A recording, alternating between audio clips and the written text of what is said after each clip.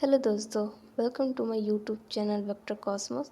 दोस्तों, last lecture में पढ़ा था कि यूनिट्स क्या होते हैं और डिफरेंट टाइप ऑफ यूनिट्स हमने पढ़ा था। उसके साथ ही हमने different type of system of unit पढ़ा था, जैसे एसआई सिस्टम, सीजीएस सिस्टम। इस लेक्चर में हम पढ़ेंगे कि आखिर हमसे फ़िज़िक्स के न्यूमेरिकल सॉल्व क्यों नहीं होते हैं। मोस्टली स्टूडेंट को फ़िज़िक्स इसलिए हार्ड लगती है क्योंकि उनसे फ़िज़िक्स के न्यूमेरिकल सॉल्व नहीं होते। तो इस लेक्चर में हम देखेंगे कि आखिर फ़िज़िक्स के न्यूमेरिकल हमसे सॉल्व क्यों नहीं होते। तो चलिए देखते हैं कि आखिर हमसे न्यूमेरिकल सॉल्व क्यों नहीं होते। इसके 3 मेजर रीज़न हो सकते हैं। पहला कि आपको कॉन्सेप्ट ही क्लियर नहीं है। अगर आपको कॉन्सेप्ट क्लियर नहीं है तो आप क्वेश्चन को समझ ही नहीं पाओगे। दूसरा कि आपको कॉन्सेप्ट तो क्लियर है पर आपको फॉर्मूला याद नहीं है। तीसरा जो सबसे मेन रीज़न है वह है यूनिट कन्वर्जन आपको नहीं आता। मोस्टली स्टूडेंट को कॉन्सेप्ट तो क्लियर होता है और उनको फॉर्मूला भी याद होता है, पर उन्हें यूनिट कन्वर्जन ही नहीं आता, जिसकी वजह से उनसे न्यूमेरिकल सॉल्व नहीं होते। तो इस लेक्चर में हम समझेंगे आखिर हम यूनिट कन्वर्जन कैसे करते हैं।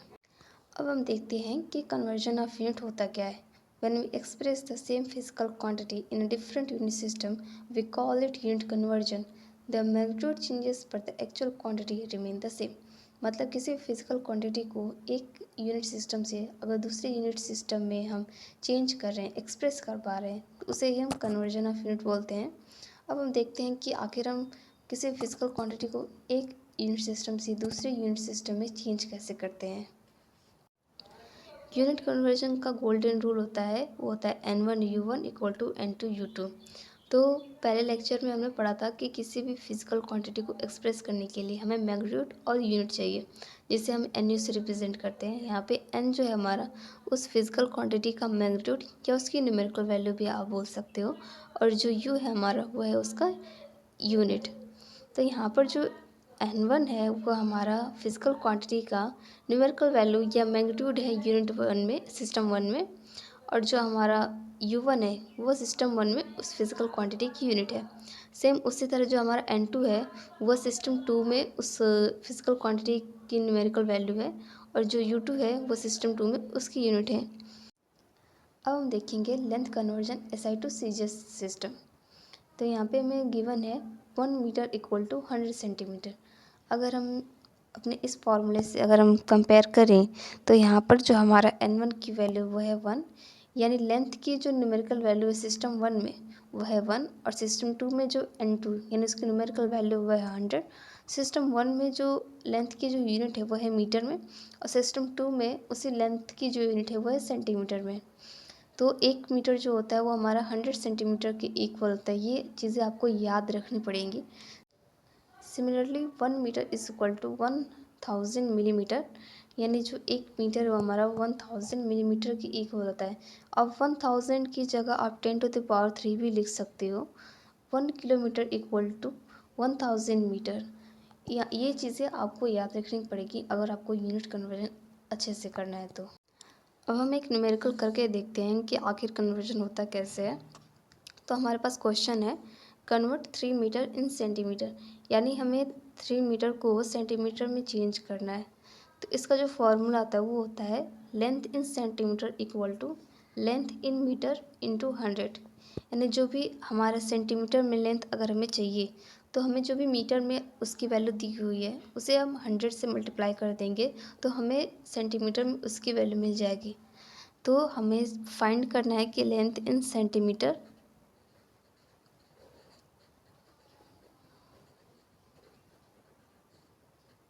तो लेंथ इन मीटर हमें दी हुई है, इसकी न्यूमेरिकल वैल्यू है हमारा 3 से हम मल्टीप्लाई करेंगे 100 से, तो हमें लेंथ इन सेंटीमीटर हमें मिल जाएगी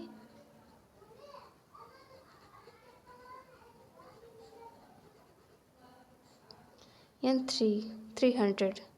यानी सेंटीमीटर में जो लेंथ की जो वैल्यू होगी वो होगी 300 सेंटीमीटर। अब हम देखेंगे कि सेंटीमीटर को मीटर में कन्वर्ट कैसे करते हैं। तो अगर हमें किसी भी ऑब्जेक्ट की लेंथ है अगर उसे हमें मीटर में चेंज करना है तो जो भी सेंटीमीटर में हमें वैल्यू दी होगी उसे हम 100 से डिवाइड करेंगे तो हमें उस लेंथ की वैल्यू मीटर में मिल जाएगी। तो जैसे यहाँ पे इस जो हमें सेंटीमीटर में जो हमारी वैल्यू दी गई लेंथ की वो है हमारी 500। तो 500 को अगर हम 100 से डिवाइड करेंगे तो हमें जो लेंथ है वो मीटर में मिल जाएगी, यानी मीटर में वही लेंथ हमारी 5 हो जाएगी। लेंथ की कुछ स्मॉलेस्ट यूनिट भी होती हैं, जैसे 1 एंगस्ट्रॉम जो होता है वो हमारा 10⁻⁻10 मीटर की इक्वल होता है। 1 नैनोमीटर जो हमारे की वैल्यू होती है वो आती है 10⁻⁹ मीटर। 1 माइक्रोमीटर की वैल्यू होती है 10⁻6 मीटर। 1 फर्मी की वैल्यू होती है 10⁻15 मीटर। ये आपको वैल्यू याद होनी चाहिए अगर आपको न्यूमेरिकल सॉल्व करना है। ये वैल्यू आपको याद रखनी है, स्पेशली एग्ज़ाम के पॉइंट ऑफ व्यू से क्वेश्चन आते हैं, तो आपको इनकी वैल्यू पता होनी चाहिए कि 1 एंगस्ट्रॉम में को मीटर में कितना लिखा जाता है और 1 नैनोमीटर को मीटर में कितना लिखा जाता है। लेंथ की कुछ लार्ज यूनिट्स भी होती हैं। पहला हमारा आता है 1 एस्ट्रोनॉमिकल यूनिट, जिसे हम एव से रिप्रेजेंट करते हैं। इसकी वैल्यू होती है 1.5 × 10⁻11 मीटर। इस वैल्यू को डिफाइन कैसे किया जाता है? So distance between earth to sun, यानी अर्थ और सन के बीच का जो डिस्टेंस है वो 1 एस्ट्रोनॉमिकल यूनिट से डिफाइन किया जाता है। जो दूसरा लेंथ की यूनिट आती है वो होती है लाइट ईयर। ये यूनिट बहुत ही ज़्यादा कंफ्यूजिंग है लेंथ की। ईयर से सबको ये टाइम की यूनिट लगती है, पर ये लेंथ की यूनिट है। 1 लाइट ईयर की वैल्यू जो होती है वो होती है 9.46 × 10⁻15 मीटर। इसको डिफाइन कैसे किया जाता है? Distance light travel in 1 year, यानी 1 ईयर में लाइट जितनी डिस्टेंस ट्रैवल करती है उसे ही हम 1 लाइट ईयर बोलते हैं। लेंथ की जो सबसे लार्जेस्ट यूनिट होती है वो होती है हमारी parsec. 1 parsec equal to 3.08 × 10⁻16 metre. ये लेंथ की सबसे लार्जेस्ट यूनिट है। तो जितने भी मैंने आपको यूनिट्स बताए हैं, स्मॉल यूनिट और लार्ज लेंथ यूनिट, ये आपको याद होने चाहिए। अब हम मास कन्वर्जन देखते हैं कि मास कन्वर्जन कैसे होता है एक सिस्टम से दूसरे सिस्टम में। तो फॉर्मूला वही है, लेकिन वैल्यू चेंज कैसे होती है ये हम देखेंगे। सो 1 kg जो मास है एसआई सिस्टम में, वही सीजी सिस्टम में हो जाता है 1000 ग्राम, और 1 ग्राम हो जाता है हमारा 1000 milligram. 1 ton is equal to 1000 kg। 1 atomic mass unit, ये जो इसको हम एम से रिप्रेजेंट करते हैं, इसकी वैल्यू होती है 1.66 × 10⁻27 kg। ये मास की बहुत ही छोटी, बहुत ही स्मॉलेस्ट यूनिट है। इसको बेसिकली हम यूज़ करते हैं एटम्स और मॉलिक्यूल्स के मास के मेजर के लिए। जो मास की जो लार्ज यूनिट होती है वो होती है हमारी 1 सोलर मास, जिसकी वैल्यू होती है 2 × 10⁻30 kg। ये सन के मास होता है, इसी को हम बोलते हैं 1 सोलर मास। अब हम देखते हैं टाइम का कन्वर्जन कैसे होता है। फॉर्मूला वही है हमारा N1U1 = N2U2।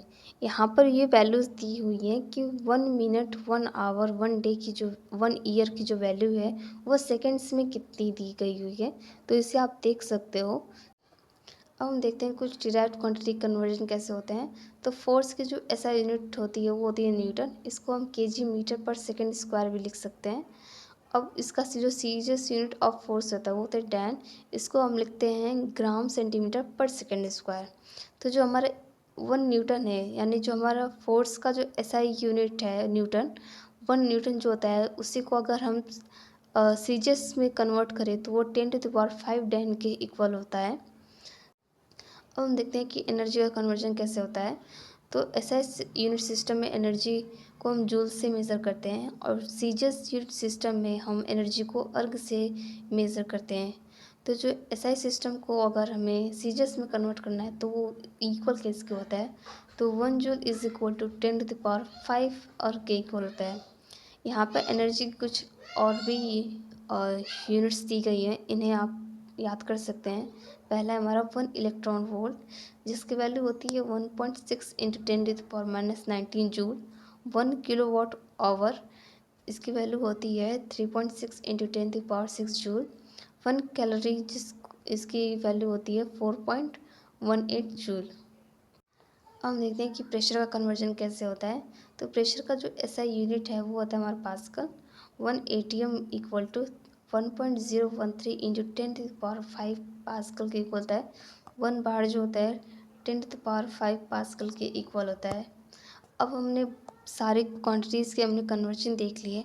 अब हम सभी कन्वर्जन से रिलेटेड कुछ न्यूमेरिकल्स करते हैं, ताकि आपको ये पूरा लेक्चर अच्छे से समझ में आ जाए। तो लेंथ का हमने एग्जांपल तो कर लिया, अब हम मास का एग्जांपल करके देखते हैं। अब हमें मास की यूनिट का एक सिस्टम से दूसरे सिस्टम में कन्वर्जन करना है।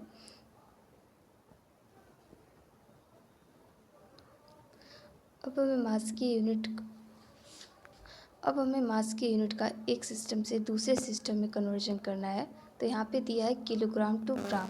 तो किलोग्राम जो है मास की एसआई यूनिट है और ग्राम जो है मास के मेजर करने का सीजीएस यूनिट है। तो यहाँ पर अगर हमें किलोग्राम से ग्राम में चेंज करना है तो हम किलोग्राम में 1000 से मल्टीप्लाई करेंगे तो हमारी जो यूनिट है वो हमारा ग्राम में चेंज हो जाएगा। जैसे यहाँ पे एग्जांपल है 6 kg इन ग्राम। हमें 6 kg को ग्राम में लिखना है। तो हमें क्या करना होगा, 6 में हम अगर 1000 से मल्टीप्लाई करेंगे तो हमारा जो वैल्यू है वो 6000 ग्राम में चेंज हो जाएगा। ये वैल्यू हमारी ग्राम में चेंज हो जाएगी। सिमिलरली अगर हमें ग्राम टू किलोग्राम में चेंज करना है, यानी अगर हमें सीजीएस यूनिट से एसआई यूनिट में चेंज करना है तो हमें जो ग्राम की वैल्यू दी होगी उसमें हम 1000 से अगर डिवाइड करेंगे तो जो हमारी वैल्यू है वो हमें किलोग्राम में मिल जाएगी। जैसे यहाँ पर बोल रखा है कि 7000 ग्राम को आपको किलोग्राम में चेंज करना है। तो हम क्या करेंगे, 7000 को हम 1000 से अगर हम डिवाइड करेंगे तो जो हमारी वैल्यू है वो हमारी किलोग्राम में चेंज हो जाएगी। फिज़िक्स के क्वेश्चन सॉल्व करते समय एक बात ध्यान रखें कि आपको न्यूमेरिकल वैल्यू जो आपका आंसर आएगा उसके साथ साथ आपको उसकी यूनिट अगर है तो आपको उसकी यूनिट भी लिखनी है। अगर आप सही यूनिट नहीं लिखोगे तो आपका आंसर रॉन्ग माना जाएगा।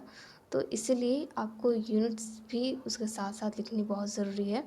तो हमने लेंथ के यूनिट का कन्वर्जन कर लिया, मास की यूनिट का कन्वर्जन कर लिया। अब हम देखते हैं कि टाइम की यूनिट का कन्वर्जन कैसे होता है। अब हम देखते हैं टाइम की यूनिट का कन्वर्जन। टाइम को हम मेज़र करते हैं सेकेंड्स में, मिनट्स में, आवर्स में। तो अगर हमें टाइम सेकेंड्स में चाहिए और हमें टाइम की वैल्यू अगर मिनट में दे रखी हो तो उसे हम 60 से मल्टीप्लाई करते हैं। और वहीं अगर हमें टाइम की वैल्यू मिनट में चाहिए और अगर हमें टाइम की वैल्यू सेकंड में दी रखी हो तो उसे हम 60 से डिवाइड करेंगे तो हमारी टाइम की वैल्यू मिनट्स में मिल जाएगी। यहाँ पर हम एक क्वेश्चन करते हैं। A runner finishes a race in 150 seconds, how many minutes in this. एक रनर है जो एक रेस को 150 सेकेंड में कंप्लीट करता है तो उसकी जो वैल्यू है वो मिनट में कितनी होगी।